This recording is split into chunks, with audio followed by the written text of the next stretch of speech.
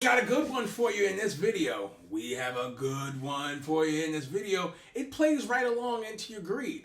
I know some of you are greedy traders out there. You want to turn your first $1,000 that you ever put into the trading account into 2,000 just in one trade. You're using no risk management. You're greedy.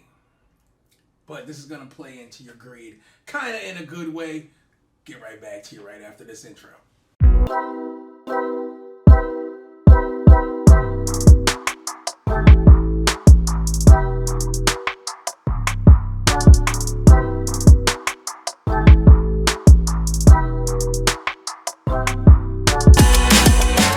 Money Making Joey here, back with another video. And before I get too far ahead, I am the Forex and crypto trading guru. And in today's video, we are going to be talking about high leverage trades. We're going to be talking about stop losses. What should you use? What's going to be better for you? And how can you make more money? Now, if you've been someone that's along your trading journey, just starting out your trading journey, and you're on YouTube and you're watching all of these different trading videos, I'm pretty sure that the consensus mostly is high leverage is a bad thing. I want to show you guys something, and do me a favor, all of you guys out there watching this video, you could get down in the comments. I will be sure to, get in there with you guys, and we can go back and forth on ideas. But I'm going to potentially show you guys something that could change your perspective on high leverage. When I first started trading, I will be honest with you guys, I was someone who was scared of high leverage. Scared of it. I didn't want to do anything past 10x. I stayed under 10x. Now, if you're someone who's swing trading, you can go ahead and forget this video. This video has nothing to do with swing trading. This is for my scalpers, my day traders out there. High leverage can be your friend, definitely when you're trying to grow a small account. So let's go ahead and jump into the computer, and we're actually gonna, you know what, before that, there's one thing I'm actually forgetting. We'll jump into the computer in a minute. If anyone out there is trading without using stop losses, that's a bad thing. You should be using some kind of stop loss. And you're probably thinking to yourself, what does he mean by some kind of stop loss? A high leverage trade with no stop loss is kind of technically a stop loss. And when we get into the computer, I'm going to explain why. The reason why I say you should always use some form of a stop loss is because when you're making your educated judgment to get into the market, whether it's long or short, there always, before you go ahead and you make that trade, there always needs to be a reason for you to make that trade. And in your reasoning, there's a price point that's set.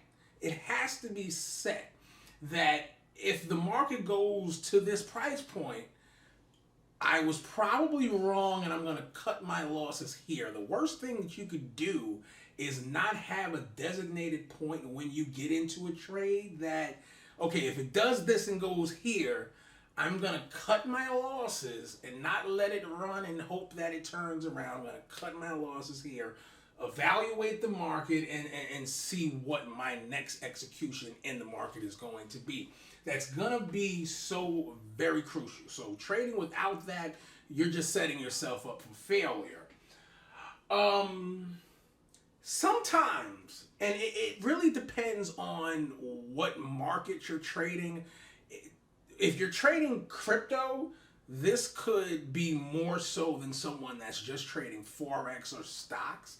When you use a stop loss, you're putting your stop loss at a specific point. Now, I'm not really a conspiracy theorist, and I don't want to go too deep into exchanges trading against you. We'll probably save that for another video.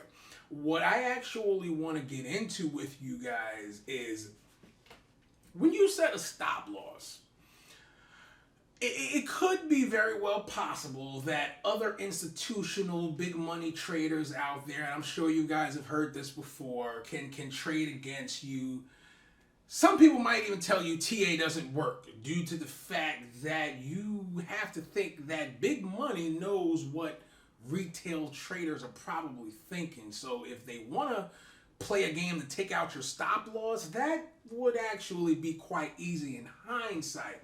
Now, if you use a stop loss, this could be more so crypto. I've experienced this on exchanges, and like I said, it could depend on what exchange you actually use. But sometimes when you put a stop loss, the market comes down, and let me pose a question, and this is where the comments come in. What actually happens when there's no liquidity, there's no orders on the books, when it gets to where your stop loss is and it goes down further?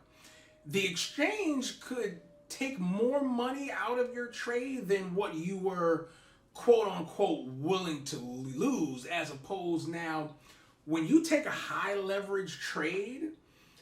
And when I say high leverage, in my book, it's going to be considered as responsible high leverage trading.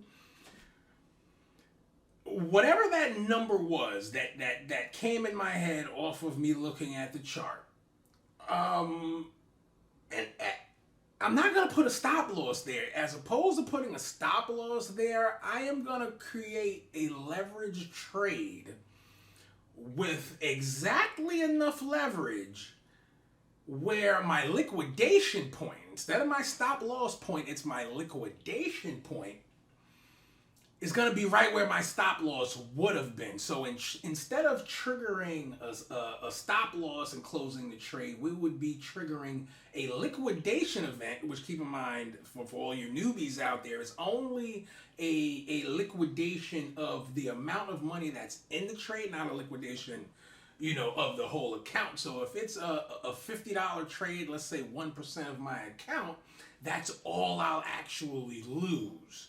Whereas typically you do the same thing with a stop loss. So now let's go ahead and jump in the screen, and I'll show you guys on the chart. All right, guys, so currently we're inside of the computer. We do currently have the chart pulled up. We're looking at a 15-minute time frame of Bitcoin. Currently, right now, Bitcoin has been in a uptrend for some time.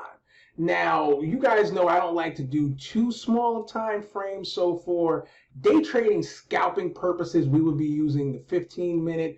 We could do the 5-minute, but since we're looking at more of a bigger move over time, we'll go ahead and stick with the 15 minutes. So now we had this big move up. Now, if you weren't convinced to get into this trade down here, right about here was definitely a good sign to get into this. And I want to really put this disclaimer out there again. I do not recommend using high leverage on a swing trade. This has to be preferably a scalp, definitely a day trade. You don't want to move during this trade when it's high leverage. And another thing that I want to put out there is that one perk of using high leverage is a blessing and a curse for someone that has a small account. You can definitely grow a small account very, very fast, scalping with high leverage, because and I'll give you an example of what people typically do. Some people will scalp and they're scared of using high leverage. So let's say if I want to go ahead and enter the market here, where we're in an uptrend, we're creating higher highs, lower lows. So we get our first higher high right here. It's a lower low. We're expecting the market to bounce up. So we go ahead and we're looking to enter a trade here somewhere around 16.9 and change, 17,000 almost in Bitcoin if you were a little bit late on it. So now, as some of you out there already know, as long as you're not a newbie, right below this last swing low is where we're going to look to typically go ahead and put a stop loss if you're doing stop losses. And what I'll typically see people do is they will go into a trade that's 10x. And this is not just crypto. This is the same for anyone in Forex or whatever the case may be, because you have a lot of people in Forex that they use like Forex.com, different US brokers that only allow up to like 1 to 30, which this really wouldn't work in Forex terms, you would need to be offshore where you have a broker that potentially allows you to get 1 in 300, for example. But for crypto, using that as an example, most crypto exchanges will allow you to get 100x. On this specific trade, would I do 100x? No. But going back to the example, you will have a trader that only does 5x or 10x, or let's even use 20x. And it gives them all of this room where they have all of this different, equity in the trade that's still open, and they will put their stop loss just slightly, below the swing low. I wouldn't recommend doing that, because it's kind of like, what are you protecting yourself from? You have all of this open money down here, but you have this stop loss here. So the purpose of this video, what I'm trying to show is, instead of doing that, what you can actually do is you could actually wind up, let's say if you got in the market at 16,975. Underneath the swing low is 16,945. So that's essentially about a $30 difference. Like I said, I wouldn't recommend going 100x, but I'm not actually logged into the exchange right now, but I can just about basically tell you that you can clear underneath this swing low probably with at least 70x. 60 to 70x leverage. So now you're not breaking the risk management, because you're still only taking 1%, 2%, 3% of your account for this actual trade. Now, what you're actually willing to lose, if you're not looking to lose the whole 1%, 2%, you could use a little bit less leverage, maybe get yourself into a 40, 50x. But the reason why I'm showing this, and the reason why this could be beneficial to growing a small account faster, is due to the fact that if you're scary with the leverage, I guess you could say, and you're only using 10, 20x, you're doing yourself somewhat of a disadvantage, due to the fact that you could be getting 100% more on your trade from using 40x as opposed to 20x, and you're still covering the same ground. Now, this is in an all perfect world where you start the trade and it's a winning trade, but if it's a losing trade and this market doesn't continue to go up, and as opposed to making another higher high, it goes ahead and makes another lower low, and you get stopped out, well, technically, in this case, you wouldn't get stopped out. You would be liquidated. You would want to put yourself in a position where you're getting liquidated for the same amount, whether it would have hit your stop loss. And then if you want to trade under and you don't want to lose the whole 1%, you could work the numbers out, a nice calculator and risk to reward ratio. Everything will help you as far as that. But definitely, I don't want to make this video too long. You guys leave some comments down below. You let me know what you would think about that. If you're someone that kind of already has high leverage and scalping in your trading plan, leave some comments down below. Let me know if you found this video valuable and you got some information off of it. I definitely would ask you to give this video a thumbs up. And of course, if you're not already subscribed, go ahead and get subscribed. The Money Making Joey out. I'll see you guys on the next one.